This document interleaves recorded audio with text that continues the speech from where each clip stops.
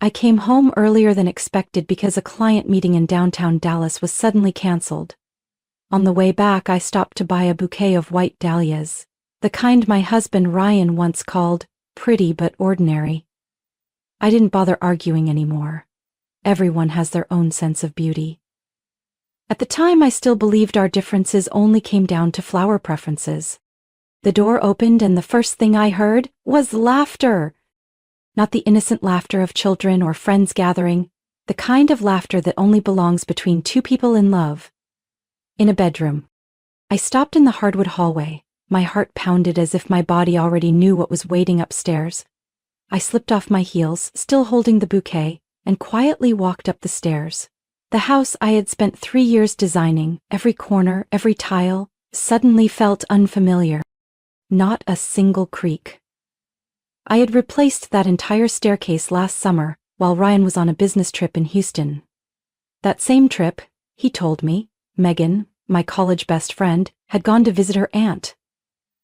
Thinking back, how many of his trips had I never questioned? I opened the bedroom door slowly, and I saw, on the ash-gray linen bed I had chosen myself because it made the space feel calm, Ryan was lying there, between two women, not strangers but heartbreakingly familiar. Megan, with her golden hair and the same eyes that held mine at my mother's funeral, and Chloe, who had stood beside me for 2 years building our company, the one I had shared every design sample and every client with. No one said a word, only Ryan looked at me, not with fear or guilt, but with annoyance. "Julia?" he blurted out like I was the one intruding. "You didn't call first." I looked at him, then at the necklace Megan was wearing. The one I gave her last Christmas. The perfume Chloe once asked to borrow now filled the entire room. I didn't ask anything. I didn't shout why or how long. I stayed silent. And somehow, that terrified the three of them more than any screaming could. I don't know what to say," Chloe spoke first, avoiding my eyes. Megan pulled the blanket up to her chest, eyes red as if the tears had been rehearsed for this moment. Ryan climbed out of bed, clumsily pulling his pants back on. "Don't misunderstand, Julia. This isn't what it looks like." I stared straight into his eyes. "You think I'm misunderstanding 3 naked people on my bed?" Silence filled the room. It felt like watching a low-budget play, only the props, the setting, and the 3 lead actors all belonged to me. "Julia, please, just let us explain," Megan's voice trembled. I cut her off, calm as ever. If I hear one more excuse, I might throw up. No one forced me out of that room. But I was the first to leave. I didn't run. I didn't collapse. I simply walked slowly down the stairs, still holding the bouquet I hadn't even placed in a vase. When I reached the kitchen, I poured a glass of water and looked out to the backyard, the one where I had planted every lavender bush by hand. Behind me were 3 people scrambling to get dressed. I didn't look back. Only one thought ran through my mind. I had given them everything. My heart, my time, my trust. And now, I would take it all back, one piece at a time. I sat quietly in the kitchen, not sure how long the water in my glass had gone cold. My eyes stayed on the garden. A breeze stirred the lavender pots along the fence, the only thing in that house that hadn't betrayed me. All the memories I'd once brushed aside came rushing back like a film being violently rewound. 4 months ago, Ryan asked me to sign a financial management authorization to help him organize investments. At the time, I had no reason to doubt him. He said it with the calm tone of a devoted husband. "It's just to track the real estate cash flow more easily.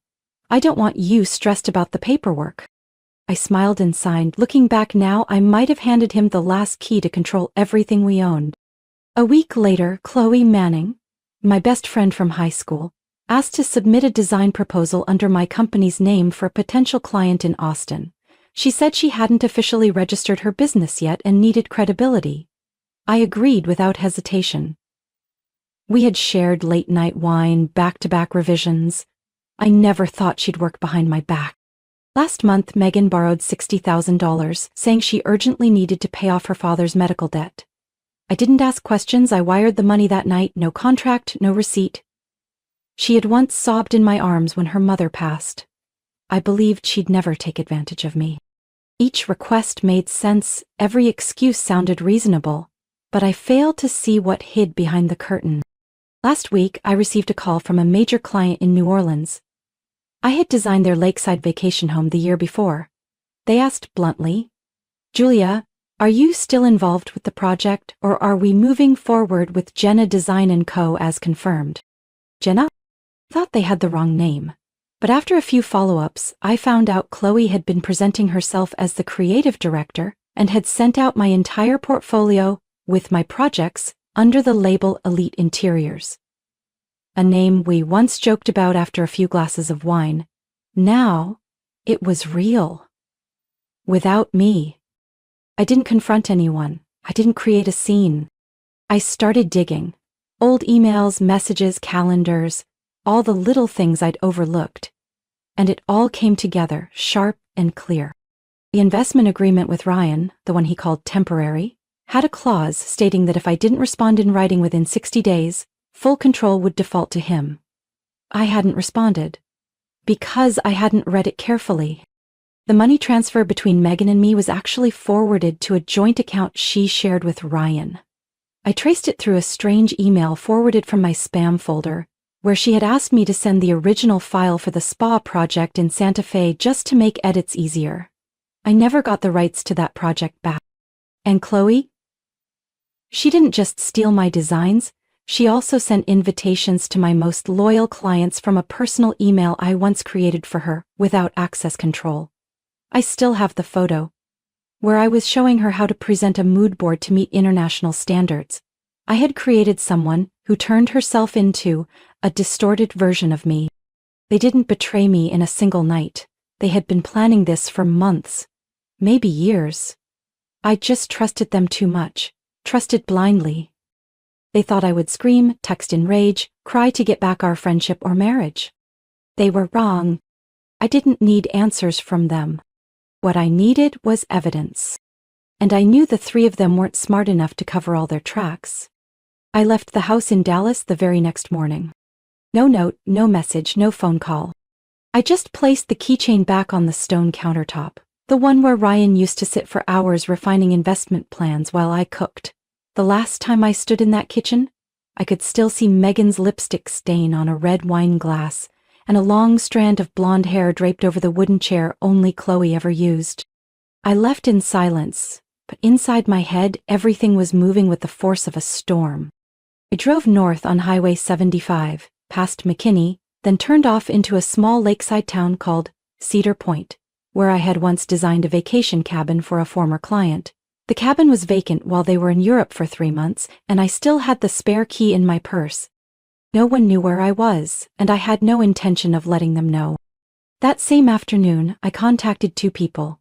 Tommy Raines, a lawyer who had worked with my father back when he was a financial advisor, and Isabel Green, a private investigator well known in Texas business circles for being cold, precise, and discreet. I need to gather financial evidence and proof of misconduct involving 3 people, I said directly in my first call with Isabel. My husband, Ryan, and 2 people I used to call friends, Megan and Chloe. Not to make noise, but to do things by the book. Isabel didn't ask more. Her voice was low, steady. I'll need 5 days, but I'll start in 5 minutes. I hung up and opened my laptop. My inbox was flooded with messages from Ryan, starting with, "Please talk to me," and quickly shifting to, "If you don't respond, I'll take it as you abandoning the home." Megan sent a long, tearful voice note. "Julia, you don't understand. It's not what you think." It sounded like a script, copied from what Ryan had said days earlier. Chloe was briefer as usual. "We need to talk about the Austin project. The client is panicking. I don't know what to tell them if you stay silent." The silence said everything I needed to. The quieter I became, the more frantic they got. And I needed that. I spent the next 2 days pulling together old emails, payment records, original drafts, monthly work logs. I had backed everything up on an external hard drive originally just as a precaution, but now it was my strongest weapon. Every file, every note, every email that ended with "to Julia, my best friend," became proof of years-long deliberate exploitation. Isabel worked like a machine, On the third day, she sent me a recording of a conversation between Chloe and a building materials supplier. In it, Chloe claimed she had full authority to represent Elite Interiors. The problem was, that company had never existed legally.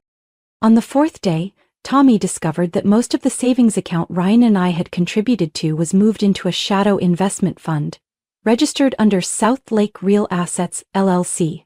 I'd never heard of it, but Ryan had filed the paperwork for it 3 months earlier, alone. At the same time, Isabel found that Megan had used the exact money I transferred to place a down payment on a luxury apartment downtown, jointly owned with Ryan. I sat in that quiet cabin, eyes locked on my laptop screen, as each new piece of evidence peeled away another layer like skin from a snake. They had never expected me to check. They thought I was too soft to confront them, that I'd shatter like a discarded wife. That was their biggest mistake. I saved everything, 3 copies, one sent to Tommy, one locked in the cloud, one on a separate drive, stored in a safe at a former client's office in Sherman, someone I trusted never to ask questions. That night, I stepped out onto the cabin's porch and looked down at the lake's glassy surface. Something unfamiliar stirred quietly in my chest. It wasn't rage. It wasn't grief. It was control. I no longer cried. Everything I needed to know I knew. Everything worth keeping I had already kept. On the lake, my reflection stretched long and clean like a single pencil line. The night wind passed over the wooden porch, cold but no longer biting. In that stillness, everything began to fall back into place. I returned to Dallas after 3 weeks without leaving a trace. No visits home, no messages. I simply rented a small apartment near downtown, where the late-day light filtered through the windows softly enough to make everything in my mind come into focus. On the first day, I sent a short email to Mr. Bruce Watson, Senior Investment Director at Bancroft Equities, the firm Ryan was pitching for a resort project in Clear Lake. I had met Bruce 3 years earlier at an art fundraiser. He once asked me about marble flooring finishes. I remembered that detail, and I knew he would too. I said nothing about my personal life. I just attached a few concise documents, a copy of a notice from the Department of Building and Safety about violations at the Clear Lake project, a land status analysis showing unapproved permits, and 2 photos of fund transfers from Ryan's investment firm to a personal account. No accusations, no commentary, just facts, delivered at the right place at the right time. 2 days later, I heard that Ryan's investment pitch meeting with the board had been abruptly postponed. The firm had requested a review of certain legal details. His texts started to change tone. No more threats. Just question marks. I didn't reply. The following week, I showed up at the front of Luna Skin and Body, a high-end spa in the Bishop Arts District, where Megan had just become a co-founder. I didn't speak to her. I went straight to the building manager, Mr. Thomas Baird. I had rented office space on the upper floor years ago, and I knew how meticulous he was with lease inspections. "Hello, Mr. Baird," I said as he looked up from his desk. "I just wanted to ask if you're aware that your current ground floor tenant is conducting off-the-books cash transactions on the property? Because if so, I'm afraid it may affect your insurance renewals." He looked at me for a long moment. No questions. I'd known him long enough to understand this wouldn't require a formal meeting. The next morning, I received an email from Megan. The subject line was in all caps. "What are you doing?" I didn't open it, but I saved it. On Friday, I went to the launch event for a new furniture collection at the Studio C showroom, where Chloe was introduced as a guest creative director. I didn't disrupt the event. I didn't make a scene. I simply had a sealed envelope delivered to Mrs. Donna Wallace, Studio C's primary investor. Inside was a printed copy of a design portfolio Chloe had presented with my forged signature, along with original project images I had archived from the year before. I knew Donna. She didn't appreciate being deceived, and she especially hated having her name tied to copyright violations. That afternoon, I received a call from Studio C, not to apologize, just to clarify creative boundaries. 3 strikes, from 3 angles, no threats, no confrontation. Justice didn't require me to weigh their intentions. I just needed them to hear the echo of what they had denied all along, the truth. That night, I sat in my home office, the desk lamp casting a warm glow over a map of financial connections Isabel and Tommy had helped me reconstruct. The lines began lighting up like a spider web. Megan listed on an offshore account, Chloe transferring unauthorized design rights, Ryan still trying to salvage a frozen project fund. No one realized that during the time they thought I was hiding, I was only slowing down, to see each fracture clearly. There was no need for court. The system had already turned against him. With the right evidence sent to the right places, I just had to step back and wait for the right moment. Wait for the surface they had built so carefully to crack, piece by piece. On the 10th morning after I returned to Dallas, I went to my old gynecology clinic in Lakewood, where Dr. Peterson had once overseen 2 of my miscarriages. I hadn't scheduled an appointment, just showed up early, sat quietly in the corner of the waiting room, tapping my fingertip against the chair's edge to keep my breathing steady. The ultrasound result came in under 20 minutes. The doctor didn't say much, just placed the black and white printout in my hands and nodded. 8 weeks, he said, heartbeat strong, everything looks stable. I looked down at the image, so quiet I hardly recognized myself sitting there. I had been pregnant 3 times before. Each time ended in the icy white of a hospital bed and the hum of anesthesia machines. But this time was different. Not just because my body was stronger, but because my mind no longer depended on anyone else. Ryan didn't know about this appointment, and I had no intention of telling him. After the checkup, I didn't return to the rental apartment. I drove straight to Tommy's office, carrying the printed pregnancy results and a full file of personal assets I had quietly separated over the past 3 years. I want to formalize everything under my name, I said, and ensure that anything I earn from this point forward is completely shielded from marital claims. Tommy looked at me for a long moment. He didn't ask why, just nodded and started typing. I still remembered that October evening last year, when Ryan had convinced me to transfer full ownership of my design company under management authorization. At the time, he said, "It's just to make client negotiations smoother. I don't want you entangled in legal stuff if they mess up." I had believed him. Now I knew that very signature had enabled him to quietly manipulate everything I'd built. But from the moment Dr. Peterson folded the ultrasound folder closed, I no longer saw myself as someone defending ground. I was re-architecting my life, step by step, like every floor plan I'd ever drawn over the last decade. I brought in a financial advisor named Meredith Hall, a woman in her 50s who had helped many female entrepreneurs through complex divorces. She helped me establish a private trust, completely isolated from any accounts linked to Ryan. All earnings from my design firm, now rebranded, flowed directly into that trust. I also changed all my life insurance, estate plans, and medical authorizations. The sole beneficiary was the child who hadn't even had a chance to call me mom yet. No one else. Meanwhile, Ryan's messages took on a concerned tone, long paragraphs, apologies wrapped in veiled threats. Occasionally, blunt lines like, "You know you can't be a mom alone. You need me." I didn't respond. Megan emailed, "I heard you're back. If there's something to say, just say it. You're tearing down everything I've worked for, Julia." Chloe sent an old photo, the 3 of us at my birthday party 2 years ago. Below it she wrote, "We used to be family. Do you remember?" I looked at the picture, no anger, no heartbreak, just the realization that I used to belong there and now I didn't. As night fell, I stood on my apartment balcony, one hand resting on my stomach. No one knew, but I had been speaking to the baby every day. Not with words, but with deliberate actions. Every document signed, every asset untangled, every legal barrier built, was my way of protecting this child from a legacy already rotting. Tomorrow I would head to the notary's office to sign the official document withdrawing my joint claim on the house. I had no desire to return there. No interest in fighting for it. I just needed to make sure that when everything ended, I wouldn't carry a single thing that had ever been used to control me. Someone once asked me if being a single mother was scary.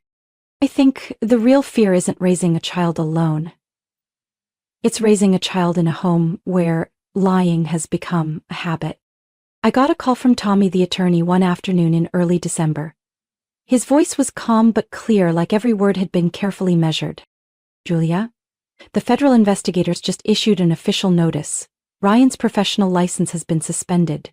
They've temporarily frozen 3 accounts tied to Southlake Real Assets. One of them includes Megan's name. I hung up and stepped out of my office, loosely holding a cup of still warm tea. Outside the window, the sunset slid down over bare tree branches. I didn't smile. I didn't sigh.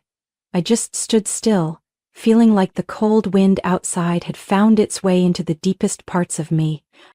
3 days later, the first article ran in the local paper. Southlake CFO under investigation for investment fraud and tax violations. Ryan's name wasn't in bold, but anyone in Dallas finance circles knew who the piece was about. His calls to the law office were routed straight to the assistant. Megan's emails bounced back with address no longer in use. I didn't need to take them to court to prove anything. The very systems they had relied on were now turning against them. Megan closed her spa within a week of an unexpected tax audit. I heard she tried to sell off all the equipment, but no one wanted to buy. Everyone feared the mess. She left Dallas quietly, with a few suitcases and a bank account that had little left in it. Chloe, once my assistant, then my impersonator in presentations, was removed from the Texas Interior Design Association after 3 clients filed complaints for plagiarism and misrepresentation. In her final response letter to the board, she still wrote, "I didn't mean to. Julia once told me to use that style." I didn't respond. They had thought I would beg, plead, or at least try to reclaim my reputation. But whether or not I got anything back didn't matter anymore. What they broke couldn't be repaired, and what I reclaimed wasn't my public image. It was my right to choose what deserved a place in my life. Ryan tried one last time through his attorney to negotiate asset division, but when the evidence surfaced, unauthorized withdrawals, forged contracts, investments made in our marriage's name without my consent, he had only one option: withdraw. The divorce agreement was finalized after nearly 2 months of negotiation. Ryan gave up ownership of the Highland Park home, removed his name from the design company, and agreed never to seek financial support from me in the future. I didn't take anything more. I just wanted to end every thread that had tied me to those people. The old house went up for sale soon after. I didn't go back to retrieve a thing, except for a small photo frame from the old bedroom, the one of me and my mother on the day I opened my first office, before Ryan ever showed up in my life. As for Megan's boutique, Chloe's studio, and Ryan's investment firm, they were either dissolved or in the process of liquidation. That afternoon, I sat alone in my apartment, opened my laptop, and began designing a nursery for the baby growing inside me. A quiet space, warm light, wallpaper with tiny woodland prints, neutral colors. Nothing gendered, nothing imposed. I wasn't doing it for the past. I was doing it because I wanted this child to begin life with intention, not compromise. When the doorbell rang, I got up and opened it. It was Martha, the woman who ran the Lakeside Inn, who once brewed me my first cup of ginger tea after the biggest turning point of my life. She handed me a small tin of cookies. "Congratulations, dear." I nodded, accepted the tin, and invited her in. We sat in the kitchen. Not much was said, just a few ginger cookies shared quietly in a soft gray kitchen. Clean, peaceful, and completely free of anything left behind. A year later, I moved into a new home north of Richardson. Not big, not luxurious, but every detail inside was chosen by me, from the flooring to how morning light streamed through the white curtains. The kitchen looked out onto a small herb garden where I planted mint, thyme, and a few white peonies, the kind Ryan once said were too expensive for something that dies in days. None of the 3 people from my past existed in my world anymore. Not because I banned them, but because I had closed the door so gently, so completely, that there was no space left for them to slip through. My design firm, now called Sage & Light Interiors, had opened a small satellite office in Austin. I worked less, more selectively, but every project spoke in my voice. No trends, no approval seeking. I'd hired 2 young designers, talented, kind. They didn't know what had happened before, and I never told them. To them, I wasn't a woman betrayed. I was just the boss who was detail-oriented, soft-spoken, and always arrived 5 minutes early to every meeting. My daughter Sienna had just turned 6 months old. She had chestnut eyes, soft curls, and the habit of chewing on her sleeve when sleepy. Some nights I woke up half dreaming just to check that she was still breathing gently. And in those moments, it felt as if I had never known a single winter in my life. Sienna's room was the only space in the house bursting with color. Forest-themed wallpaper, pale yellow pillows, and soft lighting that fell over a corner shelf filled with picture books. Every time I carried her past the mirror, I saw someone new looking back at me. I no longer searched for answers. I didn't need to know who was right or wrong. Some truths don't need to be acknowledged. They live in how we choose to let go and how we rebuild, brick by brick, with the trust we once lost. One early spring morning, I received an email from an old client, a single mother living in Denver, asking if I could redesign her 2-bedroom apartment after her divorce. She said she wanted everything to feel gentle but strong. I typed back one line, "I understand that feeling more than you know." When Sienna woke up, I greeted her with a smile. Holding her felt like holding the part of myself I had once lost, but this time I wouldn't let it slip away again. That afternoon, while making tea in the kitchen, I got a message from Martha. Just a photo of a daffodil pot she had planted last year, with a short caption, "It's blooming." I looked at the screen, then stepped out into the backyard. The white peonies were blooming too, earlier than usual this year.